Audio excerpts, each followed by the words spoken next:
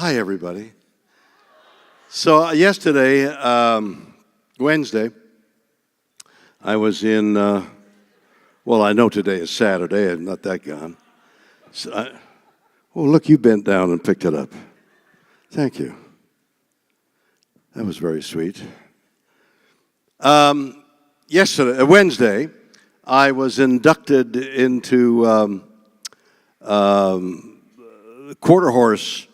Well, I wasn't quite the Hall of Fame. It was a Lifetime Achievement Award in Oklahoma City. I ride a lot of quarter horses and a skill called reining, and they inducted me into Lifetime Achievement Award. Thanks. So that was really, I really prize that almost as much as anything else I've received in my life. And I have a place in Lexington, a home in Lexington I visit frequently, and I do a lot of horse shows in the area, and ending up in Louisville at the Kentucky State Fair, we have our world championships in saddlebreds, and over the many, many years I've been in saddlebreds. I've won world championships and know the Louisville area very well. Kentucky is my other home. So here I am. That's by way of warming you all up. Yes, and reining, this horse skill called reining, is very very athletic. The show horses that are saddlebreds that are from the South, they were bred in the South, which includes Kentucky, but it's a Southern war horse. And all those statues, some of which are being torn down. What the general, what's his name, who's at the park there, was head of the park department, he's sitting astride a saddlebred, one of those noble horses with a high head and all.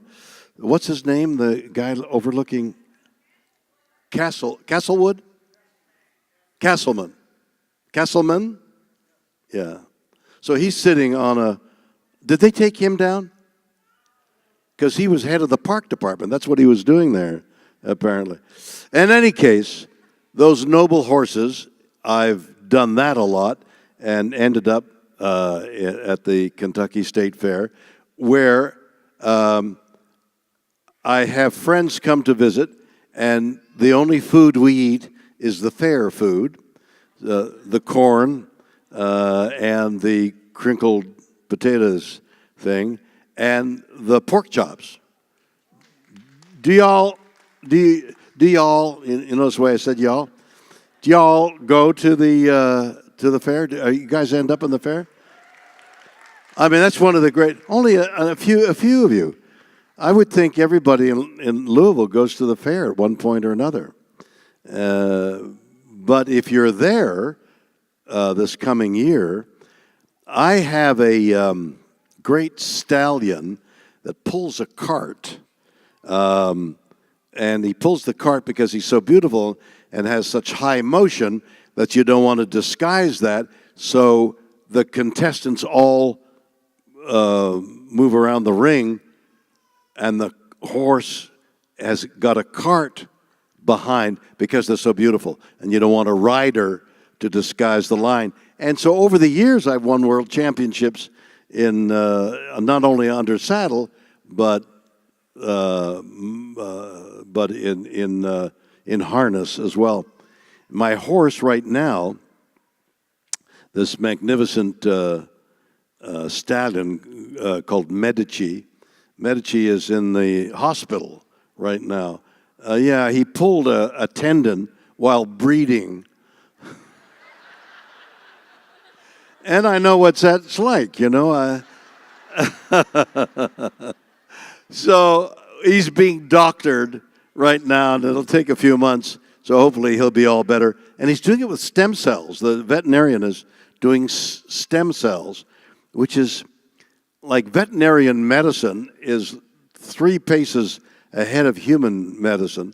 And so what they do on horses eventually it comes down to human beings. And so stem cells is really taking the world by storm in that it seems to be the new method of regenerating everything. Not only your sinews and your bones and your muscles, but your youth as well. So it still remains to be seen that it works on humans, but a lot of innovative people are trying it. So I'll see what happens to my horse before I say to somebody, stick me with some stem cells. So my horse is doing double work. Not only is he a show horse, but he's an experiment in stem cells. So that's my way of saying hello. I'm so glad to be here. Why don't you ask me a question, and we'll start and see what you want to know. Hey, how you doing? You'll tell me, sure, after I answer your question. Oh, I'm sure I will. But I met you in 2011 in Nashville. Yes. And I asked you the same question then what I'm going to ask now. All right. And it went over pretty good. Okay. I don't remember the question, so I won't know the answer. So if the answer is the opposite of what I gave you, it's the passage of time, okay? Right. I'm not sure I remember either. Got caught up in the moment, Okay. But I just want to know if you enjoyed having your picture taken with me as much as I enjoyed having mine taken with you. Not only once, but twice. Oh, it was double the pleasure. Thank you. I sat there while we were taking them, and I quivered with delight. I thought you did. Thank you very much. Thank you. But actually, it's so much fun to meet y'all. It's so much fun when you come up to have me sign an autograph or take a picture, to meet you. And in some instances, I can't do it with everybody, but in some instances, I like to see what you're really doing and thinking. And kids come up with that look in their eye, and then people my age who are blank because they're too old to. No, I'm just joking. Not a very good joke. Maybe I could take that back. But people of all ages coming up and saying hello. I'll do that after this panel. I'll be downstairs signing autographs and taking pictures. And I'll be here for a limited time. I'm leaving this evening. But it's a thrill for me to meet the audience, to see who's out there and what they're doing and what they're saying. And I've been moved emotionally very, very much in some of the cases of what the people are asking and doing and saying.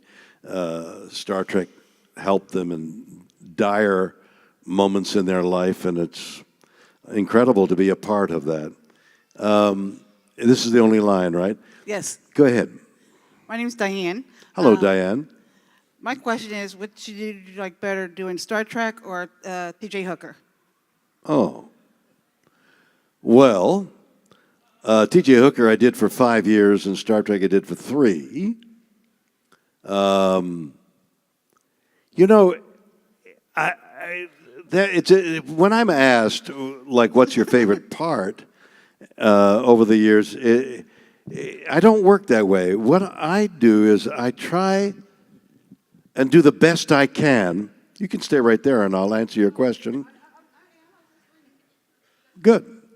I try to do the best I can on anything I'm doing, like even here this afternoon, which may turn out to be my favorite moment of all. Not at the moment, but maybe later on.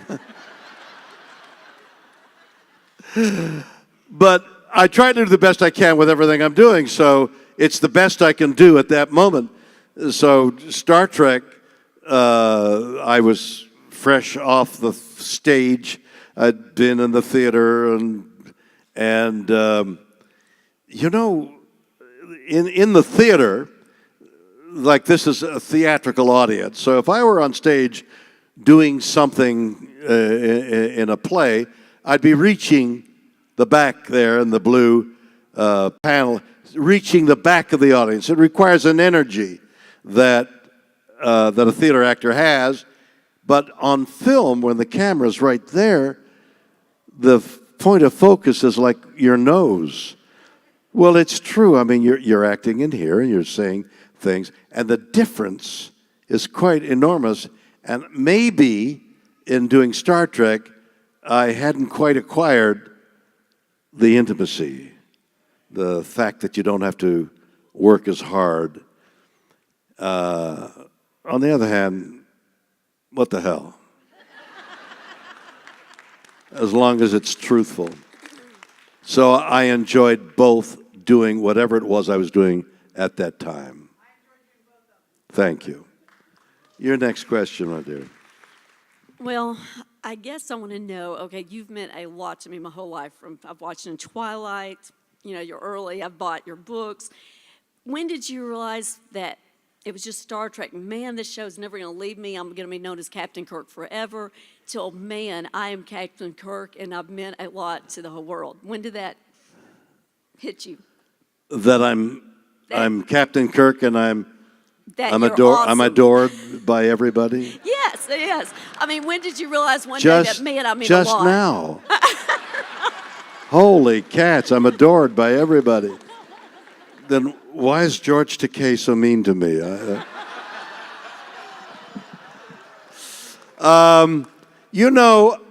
What I've done all my life is work. I've really, some of the actors and I yesterday were comparing notes. Did you ever work as a waiter, cab driver, while going on appointments and stuff? I never did. I never took unemployment insurance. All I ever did was look for a job, do the job, and look for another job. Whether that job was acting, directing, writing, I would work at what it was I was doing or research whatever it was that I was doing. For example, I've got this Christmas album and a country music album out there now, and a book, by the way. It's out there right now. But in the music area, country music was always a love of mine. And when I was asked to do a country music album with Jeff Cook of Alabama, great. How does that work? So the producer of the album, Heartland Records, said, well, what I'll do, he said, is I'll send you these country music songs.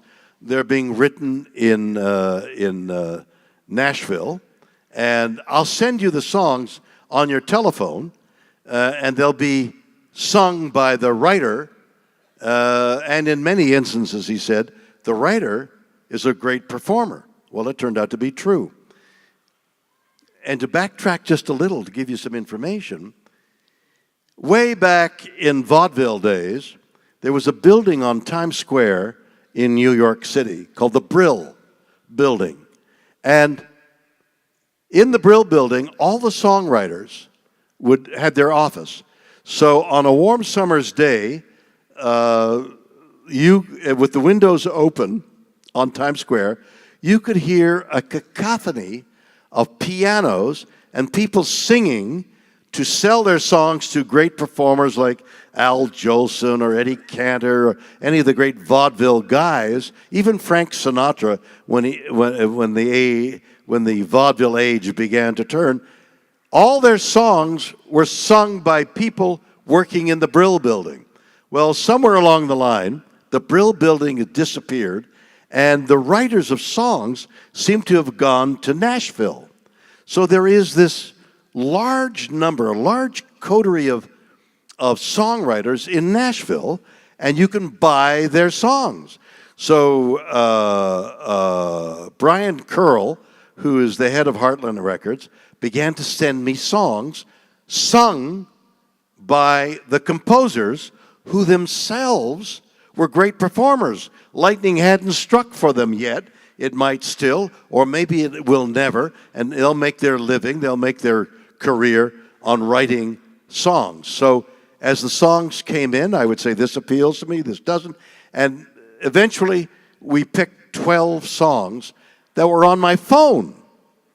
Now, I was doing whatever I was doing, making movies, doing on tour, doing a variety of things that I do, but all the time, when I had a moment, I would have the phone to my head, listening to the way this performer was doing his song. And I learned the songs. And as a performer, you learn, if it were a play, you would learn the play and you got the lines. But until you present it in front of an audience, do you know, first of all, whether it's any good? And secondly, really how to time it. So it takes a period of some days in front of an audience to present a drama or a play or a song. I had no audience. We're making an album. But I was listening to these composers who were great performers. And I learned the songs the way they sung them. So when I arrived at midnight in Nashville and stayed in Jeff Cook's home, which is built like a castle, they made an awful lot of money doing Alabama, and some of his money is in a castle, and there's a studio inside the castle. So I got there about 1, 2 o'clock in the morning, having flown in from England to Nashville. I slept as best I could, got up, and at 10 o'clock in the morning, I'm in front of a microphone. This is the country music album, which is called Why Not Me, which is one of the songs, Why Not Me? And the album is named Why Not Me? And I laid down all those tracks that I had learned in 6 weeks again and again and again, performing them much like the person who wrote the song. I was so adept at the song. I had rehearsed it so much that in the time from 10 o'clock in the morning to 6 o'clock in the evening, I laid down 12 songs, my tracks. Now, the producer of the album, whose name slips me, but is a genius, then took other tracks and laid them on during the week. So by the end of a week, we had the basis of an album which we thought was very good. I did the same thing, not quite like that, with this album, Shatner Clause. By the time we finished Shatner Clause, I looked at it. There's a number, for example, in Shatner Clause. A great veteran who has been severely disturbed, or was severely disturbed by battle, but a great poet, and I had met him, and I said, Blades, write me a Christmas song. And the only song he could write was that of battle, but it was that of a soldier yearning to be back home for Christmas. And I had people set music to it. And I'd never done this before, but I'd said, there's a great poem, there's sadness in it, but there's majesty in the bravery of the soldier. And I asked for music to suggest all that. And slowly, that poem became a Christmas song that's an epic Christmas song, unique.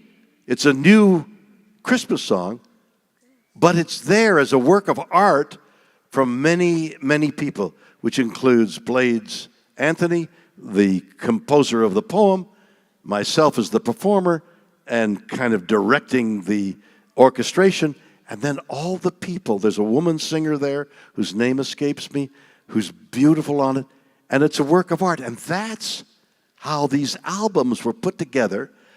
And when it was finished, I looked at it and thought, this is really good. But how good is it? Only when it's only when our work is presented in front of an audience do we know whether it's any good or not. We may think it's good, but we may be blinded by ego. Only you tell us what it's like. So we sent the album out to various critics, and the first critic I phoned, I was now doing publicity for Shatner Clause, and I said to them, you're the first person to hear this album who hasn't worked on the album. what did you think of it? And there was this pause on the phone, and I thought, oh my God, I'm wrong. It isn't as good as I think it is. And the critic said, awesome. And I started to cry. It was approbation. It was the knowledge that it was as good as I think it is. And that's what performers do. And that's the appeal of being on stage in a new play, or having a new album come out, or even talking to you like this, not knowing what the next words are coming out of my mouth, but just an attempt to entertain you and amuse you and inform you.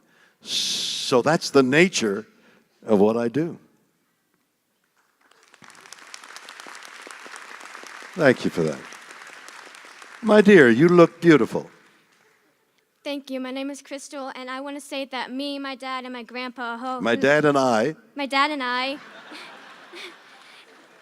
That's good, though. It's a And good my lesson. grandpa. Will you ever forget to say I? No.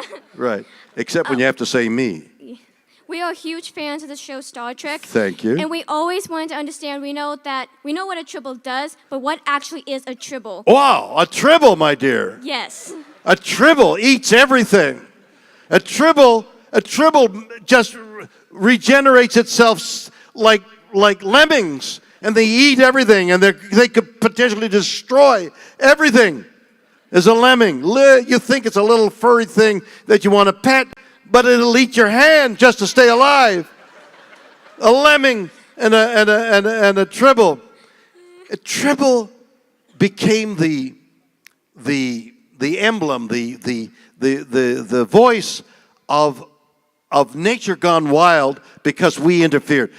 Nature is perfect, okay? That which made nature is perfect. We interfere. So we interfere with the perfection of nature, and then nature goes nuts because we've taken the perfection out of it. And only if we leave it alone will it become perfect again. That goes for the state of the world, everybody. We have to practice what the symbology of that is, that let us get back to the natural order of things.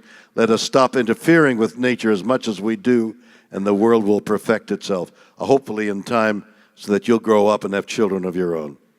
Okay?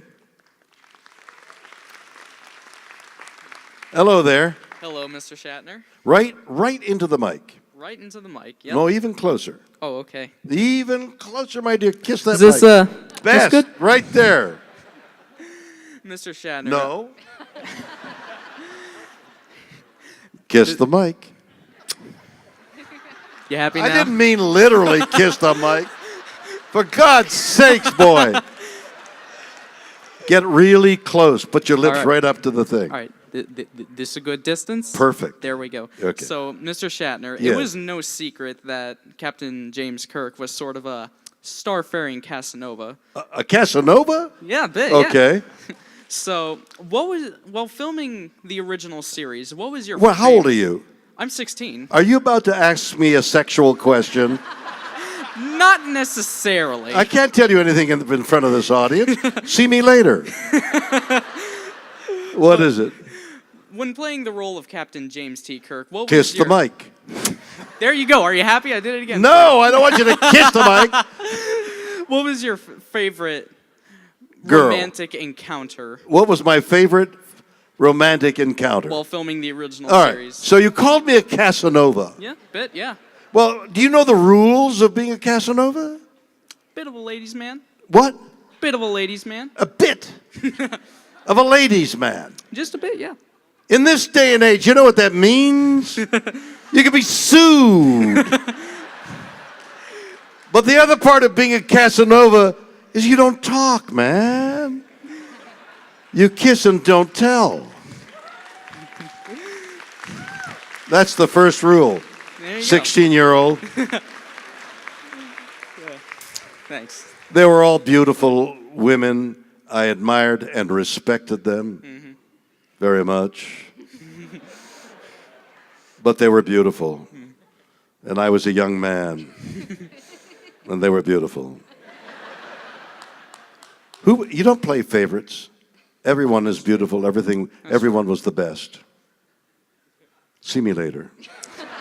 Will do. Will do. Thank you. Hello. Hello, my dear. First of all, I did promise my mother that I would let you know that she loves you. Okay, so wait a minute. You promised your mother that No. you would tell me that she loves me. Yes. She couldn't be here today, so that is from... What does that mean? How does she love me? Let me count the ways. Apparently, when her friend and her were small children, they would play Star Trek and fight over who got to be Kirk's girlfriend. Was she of the age of what the 16-year-old was asking me about? I'm not sure. Well, is she over 50? Yes. Is she 66? I am not saying any more about my mother's age. All right, so I thank your mother and thank you, and I'll think about that. The question was originally going to be asking about your horses. You can ask which- anything you want. But I feel you already answered that question. So Oh, no, I've got a lot of horse stories. My second question would Yes. be, what led to you and Leonard Nimoy recording The Ballad of Bilbo Baggins? What led to us doing that? Well, Leonard Nimoy and I met on Star Trek. I think we did something earlier than that, but I don't think we met on the same show. So we met on Star Trek, and you know, when you do a show, a series is really arduous. You start 6, 7 o'clock in the morning, and you go to 7, 8 o'clock at night, and by the end of the week, the first week, you're fatigued, and then you've got to do publicity and other things and family on the weekend, and then on Monday morning you start again. And the season in those days may have lasted 8 months. So everything on a series is trying to overcome exhaustion, like be fresh and original on camera, know your lines, which for some people, me, is you got to drill and drill and drill. For James Spader, who I worked with on Boston Legal, he had a photographic memory. It was really unfair. He'd read a page and remember it, and I'd have to drill and drill and drill. So on Star Trek, it was arduous. 10 pages of dialogue every day. You had to memorize it. Then you'd have to be working on the next day's 10 pages. And then you'd be doing publicity and you'd be doing interviews at lunchtime. And then you had family, children growing. And so it was debilitating. By the end of the 8 months, you had to go someplace and be sick. So Leonard and I, although friends and talked a lot, really were separated we finished the scene, you each go to their dressing room to do whatever it is they were going to do. So at the end of 3 years, the show is canceled and everybody goes their way. For example, on Boston Legal, James Spader and I loved each other, which I adore him. He's a great individual. And, you know, I said to James when the show was canceled and we're leaving, I'll call you tomorrow, well, let's have lunch. And I never was called because I got busy, he got busy, he got a new series, I was doing things. I've never seen him since the cancellation of Boston Legal. But on Star Trek, something interesting happened. Show's canceled in 3 years, and everybody goes their way, and it seemed like that was it. I mean, we did a fun show, and that was the end of the the moment Star Trek was over. And it was only 6, 7 years later did the show start to become popular again because it went into syndication, meaning it would play only in Louisville, and people in Louisville would say, well, I mean, it was also played in Detroit, but there was separation. Yeah, that's what the simplistic explanation of what syndication is. So in all these disparate cities, Star Trek would play at an earlier hour, and people began to ask for it, and it became popular. And then somebody said, let's make a movie. And again, to make a long story short, we started making movies. And then one day, somebody said, there's this thing called a convention going on in New York. Bill, would you like to go? I'm not going to go. What? I'm an actor. I'm an artist. I'm not going to go to a convention. They said 15,000 people will be there. I said, I'm going to go to a convention. And so I went to my first convention in New York, and I had a talk like this, not knowing if I made a Freudian slip and I said some word that revealed my whole character. I mean, you're tantalized by what happens if something goes wrong while I'm talking on stage, and especially in front of 15,000 people, and you have no script. It's an actor's nightmare. The only part that isn't part of an actor's nightmare is you're wearing clothes, because the actor's nightmare is to be on stage, not know what you're going to say, and be naked. So to complete the nightmare, I'd have to take my clothes off. And that becomes a nightmare for you. So I began to go to conventions, as did Leonard. And all of a sudden, I'm in Leonard's company, and we realize how much we have in common other than the show, and we began to talk like friends. Our backgrounds were so similar, our foregrounds were so similar, our families were similar. Everything about us was magically alike, including the struggle to make a career and provide for children and homes and things like that. So when the opportunity came to sing a song together, I'm there. You thought I'd never get there, didn't you? I had faith in you. We did the song together because it was fun to do something together. And that's the way we spent the rest of our lives, except for the last part of it. I have no idea what happened, but that's another story. He and I loved Leonard Nimoy like a brother. He was the brother I never had. Okay? Thank you so much. Hello. Hello, Mr. Shatner. How are you? Doing well. Good. My question is actually regarding to the movie Star Trek II, The Wrath of Khan. What was your favorite moment when filming that movie?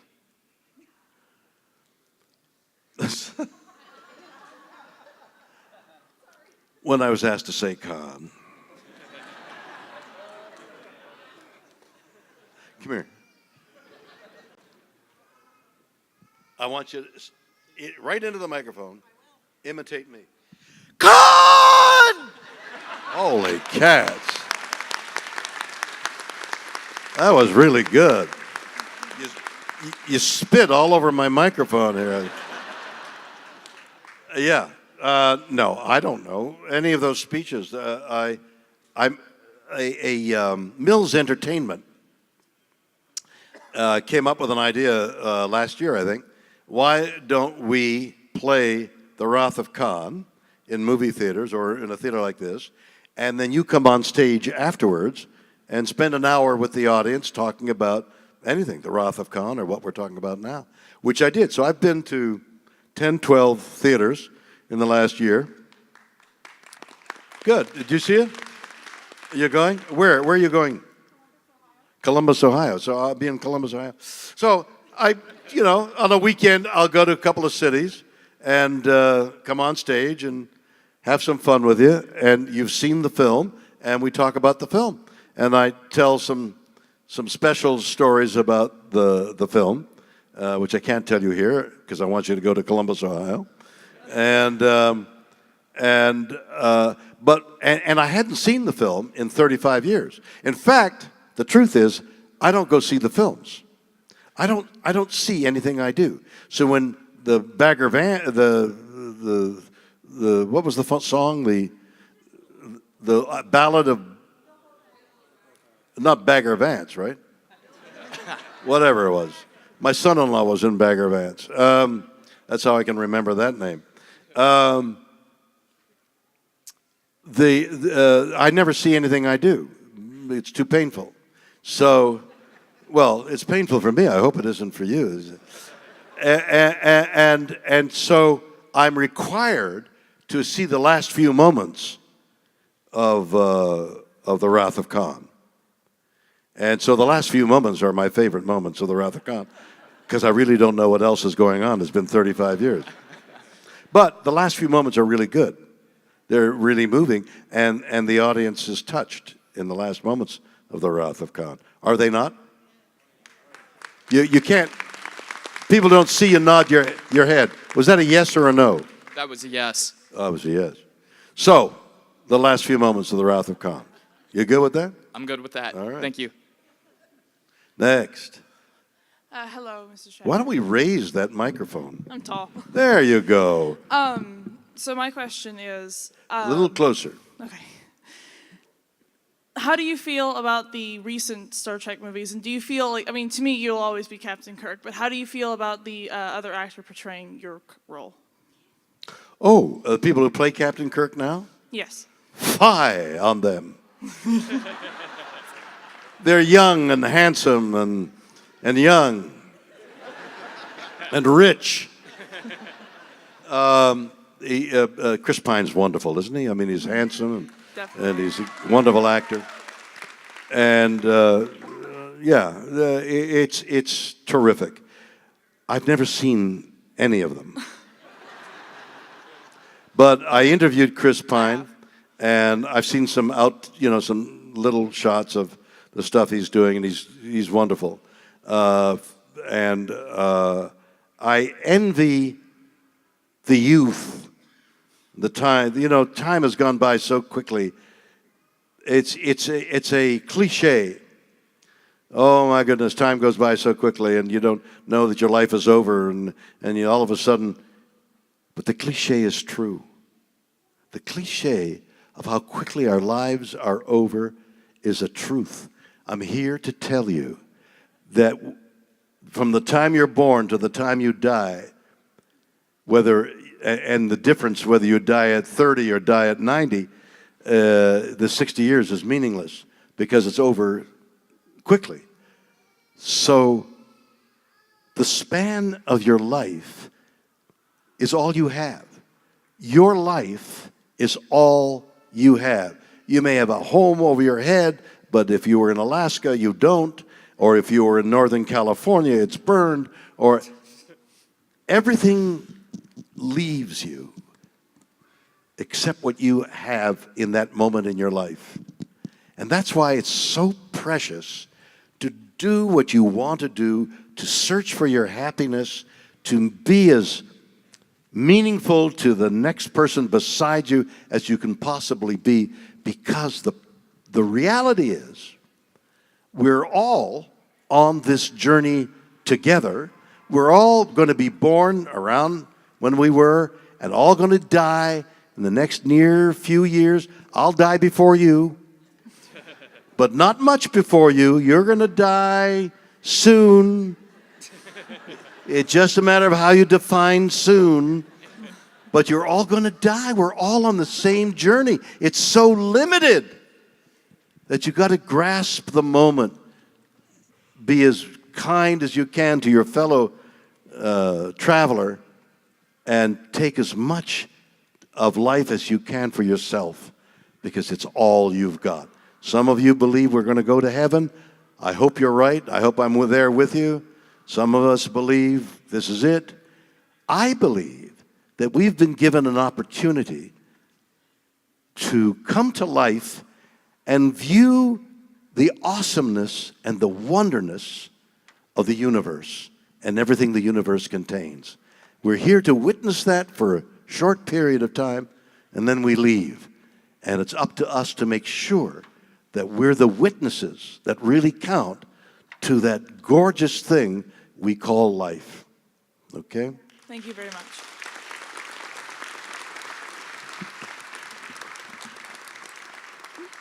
Good afternoon, sir. Good afternoon. So I mostly know you from Star Trek or Twilight Zone. Are there any of your other projects that might be more obscure, but you're really proud of and you wish more people would know about? What they say? It's somebody said Alexander the Great. I can't. Oh, I don't know. There was a interview show I did called Raw Nerve Okay. for 3 years, and that was interviewing people, and I love to talk to people and get inside their heads and discover who they are and what they feel. And so I was given, we would film it, and I invented a chair. So we'd have me like this, and then the other person like a love seat right here, and measured about 18 inches from my eye to their eye. My thought was that we all carry a bubble that you shouldn't get inside of, a bubble of interference perhaps. And if you penetrate that bubble, it makes people uncomfortable and they back up.